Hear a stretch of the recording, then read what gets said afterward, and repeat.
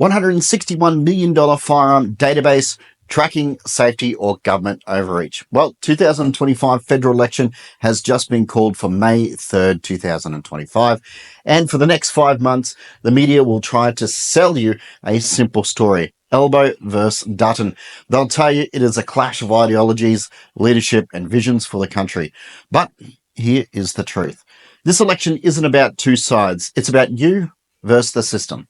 While politicians posture for cameras and smile for stage photos and throw around those buzzwords, you know what, like safety and stability and, of course, accountability. Behind closed doors, they've already made the first move. And it has nothing to do with criminals, gangs, or violence. Instead, they're going after the very people who follow the law. The Albanese government has already committed. That's right, the Albanese government has already committed $161 million to roll out the National Firearms Register, not to track illegal weapons flooding our streets, but to monitor licensed shooters like you, honest, hardworking Aussies who've done everything right by the book. This isn't a move for safety, this is a move for control. And the worst part, well, most people won't even see it coming. Because we're being conditioned, slowly and silently, to accept more oversight, more bureaucracy, and more intrusion, and all under the comforting label of public safety. But when law-abiding Australians are being tracked like criminals, something has gone incredibly wrong. So let's break down what the National Firearms Register actually is.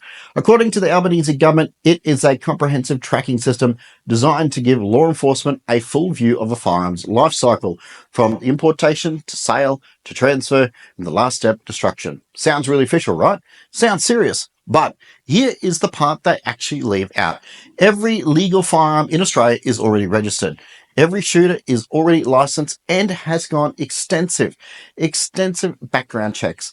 Every time you apply for a new firearm, you go through the process of permit to acquire, which can take months. You know, some people I know, this process takes months, and it requires you to justify why you need that particular firearm.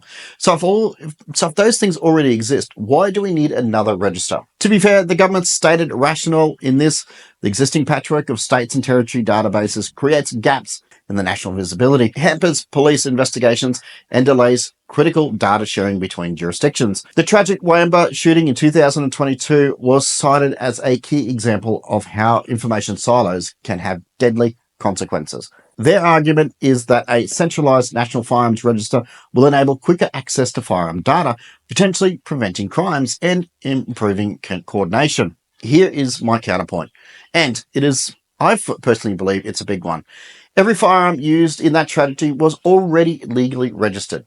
The shooters had licenses, permits, and appeared to be compliant on paper. If existing systems didn't prevent that tragedy, why would more centralized version, built on the same flawed assumptions, change the outcome? It's not about fixing the system. It's about expanding it more. More control, more oversight, and more reasons to deny lawful ownership based on subjective criteria fed into a federal database. That's why this new register matters, not because of what it promises, but because of what it enables. So why another $161 million of taxpayer money to duplicate a system that is already working? The answer is simple: centralized power. This register isn't built on to fix a broken system. It's built on to create a more powerful one, where bureaucrats and police can deny, flag, restrict, and even monitor licensed shooters in real time from their centralized national database. They say it's for safety, but ask yourself this question: when has giving the government more power and more data has ever resulted in more freedom for you? This isn't about stopping crime. It's about laying the groundwork for systematic disarmament. It's about turning every law-abiding shooter into a number on a screen and a potential threat to be watched, managed, and eventually restricted out of existence. And here is what makes the register truly dangerous. It normalizes the idea that lawful behavior still needs monitoring. Once you accept that, what can't they track? What can't they justify monitoring next? So you may be wondering, how does this tie into the 2025 federal election? Well, simple. The register is already being funded, it's being built, and unless something changes, unless voters make their voices heard, this database will go live under the radar. That means that this election is going to be your one shot to say, enough. We're not going to let you build a surveillance system to track responsible Australians while you ignore real crime. Voting for the Uni Party, whether it's Labor or Liberal, is a vote to fund and support and expand this register. This election isn't about who gets to be Prime Minister. It's about whether or not we let them finish building a system that treats law-abiding Australians like criminals. And once the register is fully in place, there is no going back. They have tools to auto-flag applications, freeze categories, set digital red tape in motion without debating a law. That's what makes this election different. This isn't about stopping something that might happen. It's about responding to something that has already started. So let's shift away from the political spin right now and let's look at what's actually happening in our communities. According to the official statistics, over 1 million illegal firearms circulating in Australia. Firearms that aren't registered, aren't tracked, and are in the hands of people who couldn't care less about the law. In 2023, there are only 27 firearm-related homicides. Let that sink in. 27 firearm-related homicides in the country of over 25 million people. In Western Australia, over 52,000 firearms were handed in during a sweeping buyback, supposedly to increase public safety. And yet, in spite of all this disarmament, violent crime is rising. So take Cairns, for example. A recent survey showed in the Cairns Post, 1 in 4 residents are now keeping machetes, baseball bats, and even illegal weapons at home, not to break the law, but to defend themselves from youth criminals and home invasions. So what does that tell you? It tells you that the public has no confidence that the government or the police can protect them. So they're taking matters into their own hands.